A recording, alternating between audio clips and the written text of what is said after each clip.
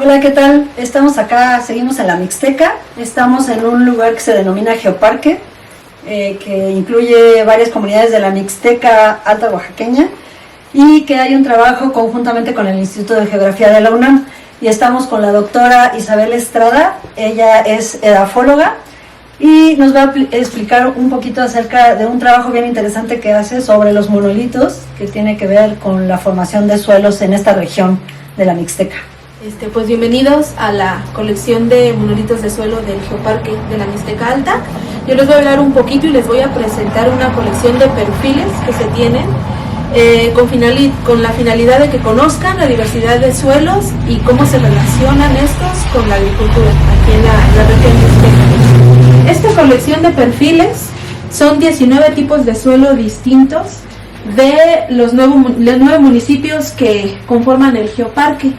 Entonces, tenemos suelos agrícolas, suelos no agrícolas, suelos forestales, suelos degradados y suelos de relevancia cultural, como los de los lamabordos, que son terrazas agrícolas, pero formadas intencionadamente para retener suelo y que se crearon con la finalidad de adaptar ciertos lugares para producir, porque en la época en la que se crearon pues no había suficientes tierras de cultivo.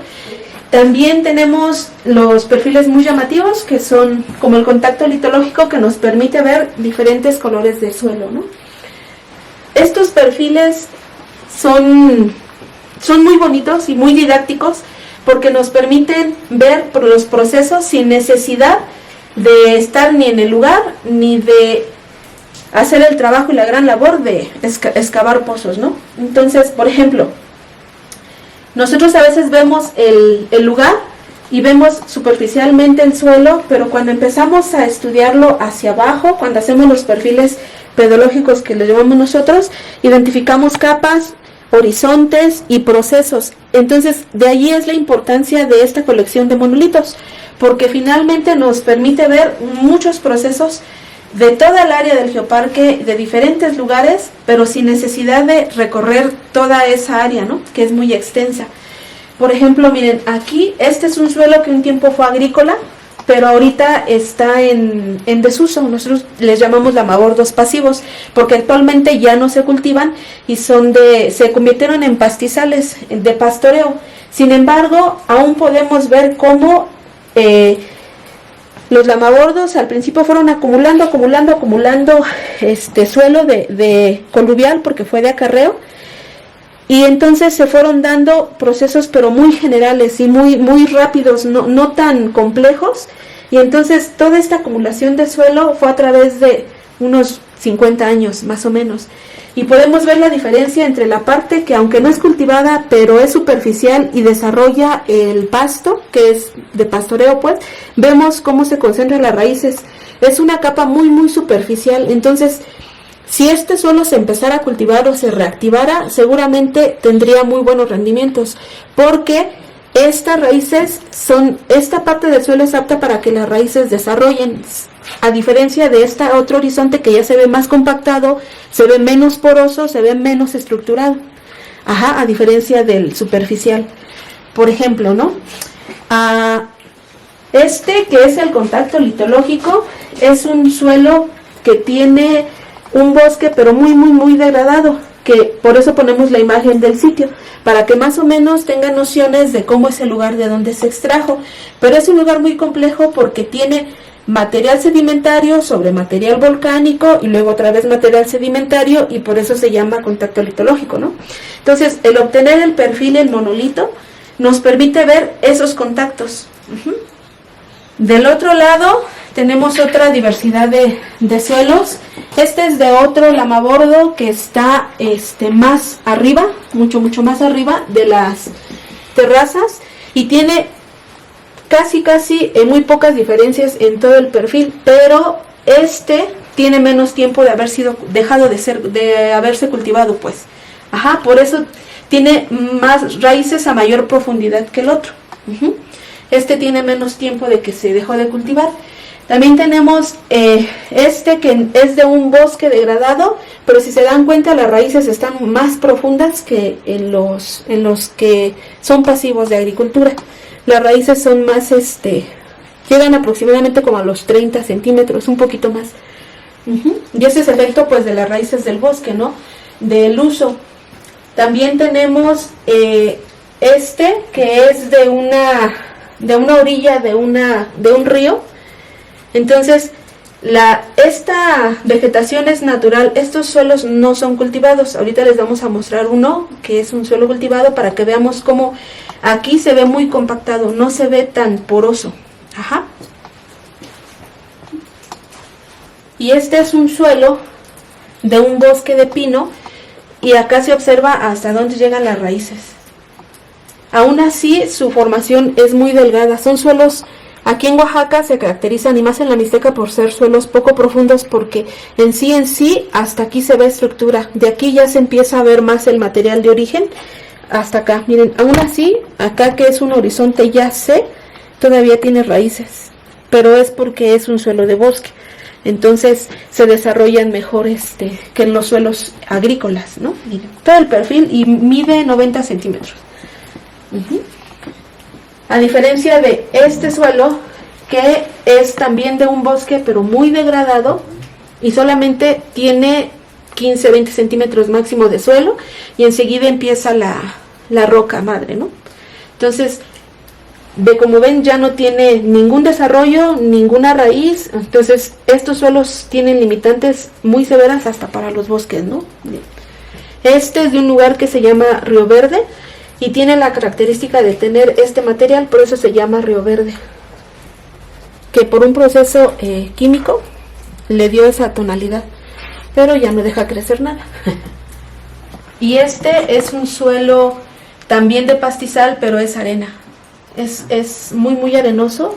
De hecho es de los más difíciles de trabajar para impregnar y para petrificar, porque absorbe pero seca muy rápido. Entonces al secarse se sellan los poros y ya no permite que siga absorbiendo.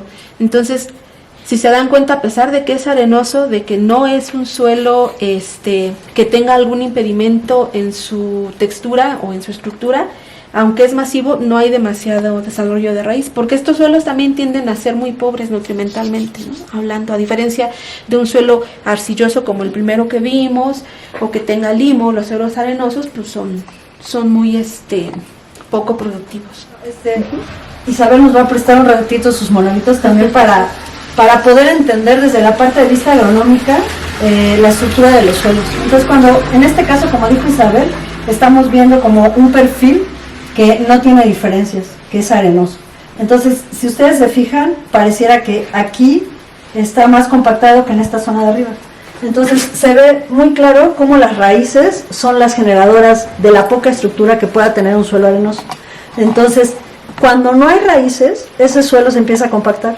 Y entonces muchos pensamos y muchas pensamos que un suelo arenoso tiene buena filtración, y no necesariamente, porque al no tener estructura se va compactando. Y entonces, si este suelo que era pastizal, como dijo Isabel, lo convertimos a agricultura, lo que vamos a tener posiblemente es un suelo de arado. Entonces vamos a tener problemas de infiltración de agua, aunque pareciera un suelo arenoso que puede absorber muy bien el agua y bajar. Pero si abajo tenemos compactación, pues el agua se va a detener ahí y ya va a inundarse la parte de arriba. Entonces, en otros monolitos que vamos a ver más adelante con suelos con más arcillas, podemos encontrar mejores estructuras donde hay filtración de agua y por lo cual también filtración de nutrientes. Aunado al manejo que se le haga a ese suelo y las raíces que tenga ese suelo, que también van a generar estructura. Bueno, a diferencia del otro monolito que vimos hace rato, que era de un pastizal, este monolito los trajo Isabel de un bosque. Entonces es muy claro cómo las raíces forman estructura del suelo. Obviamente este suelo también tiene más arcillas, por eso se ven estas como grietas de que las arcillas se expanden con agua y se contraen cuando están secas. Pero si ustedes se fijan, están todas las raíces, desde la parte superior del perfil hasta abajo, que hay una raíz muy grande, y todo esto es lo que va formando la estructura del suelo, aunado a la textura que pueda tener ese suelo. Obviamente que al no ser un suelo manejado, o sea, un suelo de un ecosistema natural, pues las raíces son las que le van a dar estructura al suelo. Y en este monolito que está aquí al lado, lo que es muy interesante, los pastos son vegetación primaria, que son los que van a empezar a hacer como la tarea de reestructuración del suelo. Entonces, en esta parte, si ustedes se fijan, es una estructura con bloques, y en la parte de arriba donde están las raíces, pues se ve la estructura de los agregados que están pegados a las raíces. Entonces, las raíces más pequeñas son las que van a tener un efecto cementante y van a ir generando la agregación de este suelo. Entonces, después de que está el pastizal, va a venir vegetación secundaria, porque el pastizal como que prepara el suelo para que haya desarrollo de vegetación secundaria. Entonces, esto es muy claro. Entonces, ahorita vamos a ver un monolito que es agrícola, pero es aún más arcilloso, que es un suelo que se denomina vertisol, que tiene arcillas 2:1, que son más expansibles, pero al mismo tiempo se contraen. Entonces, lo que pasa, si lo pensamos desde el punto de vista agrícola, este suelo es un suelo donde había maíz. Entonces, cuando este suelo se seca, entonces se forman raíces profundas, pueden llegar hacia 1 metro también de la manera vertical, aquí están de una manera horizontal. Entonces, el agua va a bajar por acá, cuando llueve o cuando se riega, esto se va a expandir, y si las raíces entraron ahí, se pueden quebrar. Entonces, y también el manejo de estos suelos es un poco más complicado cuando se usa maquinaria, porque son más pegajosos y son muy duros cuando están secos. Sin embargo, la propiedad de que tengan arcillas aumenta la capacidad de intercambio catiónico, y eso aumenta la cantidad de retención de nutrientes en el suelo, sobre todo de cationes. Entonces, como ven, cada uno de los tipos de suelo tiene sus propiedades, o sea, con sus ventajas y sus desventajas para la agricultura. O sea, Isabel lo que nos explicó al principio es más como la formación de esos suelos, de dónde vienen, qué roca les dio origen, y eso es lo que les va a dar la característica de esos suelos. Pero ya cuando hacemos labores agrícolas, ya tienen otro tipo de características, como en caso si es arcilloso o es arenoso. Y es muy importante como la práctica anterior a donde se estableció la agricultura. Claro, sí, y también nos permiten ver el avance en los procesos de formación, porque como decía Mariela, o sea, si se empieza siempre a fragmentar en algo físico, ¿no? Después entra la parte biológica y al final la química en la formación de suelos. Entonces, todos los perfiles tienen diferentes procesos. Entonces, como ya dijo, la agrícola, que tiene también luego la roca, ¿no? Entonces, todo esto en algún momento se va a convertir en esto, si tiene suficiente vegetación, ¿no? Y como dice Isabel, dependiendo del tipo de roca, si es una roca calcárea o una roca ígnea, o sea, de origen volcánico, va a ser la facilidad con que se degrade esa roca, obviamente junto con el clima, para darle origen a ese suelo. Entonces, si tenemos una roca con carbonatos de calcio, es más fácil que se degrade, bueno, siempre y cuando haya lluvia. Y entonces todos esos procesos geológicos es lo que le van a dar las características a los suelos. Este también es un agrícola. Y este es de una terraza, a diferencia del amabordo, que el amabordo es de formación acumulativa, la terraza no, esta es una terraza de conservación. Entonces, aquí sí vemos el material de origen, ¿no?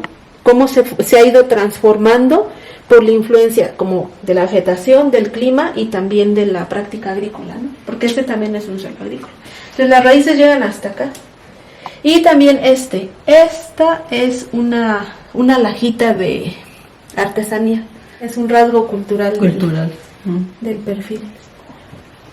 Y otra cosa interesante de esta zona, que hace rato nos comentaba Isabel, es que hay suelos rojos que son de origen calcáreo, que en cualquier otro lado pensaríamos que es de una zona cálido húmeda. Sin embargo, en este caso, justo en la Mixteca, hay un origen de roca sedimentaria. Entonces, aunque vean en esta zona un suelo rojo, no necesariamente tiene que estar con un pH ácido, podría tener un pH calcáreo. Así es. Entonces también es otra función de los monolitos. Para clasificarlos se hacen análisis, y también los análisis son de utilidad en la agronomía, ¿no? Porque sabemos qué tiene ese suelo, cómo lo tiene. Muchas veces no es que sea tan pobre nutrimentalmente, pero el pH hace que esos nutrimentos estén retenidos porque es muy alto, y entonces, bueno, la gente piensa que no son productivos, cuando en realidad haciendo un mejor manejo agrícola, modificando ese pH, podemos tener mucha disponibilidad de nutrientes, ¿no? Como el fósforo. El fósforo aquí sí hay, en la mayoría de los suelos que hemos hecho laboratorios hay fósforo, pero son pHs arriba de 8, entonces eso hace que no esté disponible, pero no es que no tenga.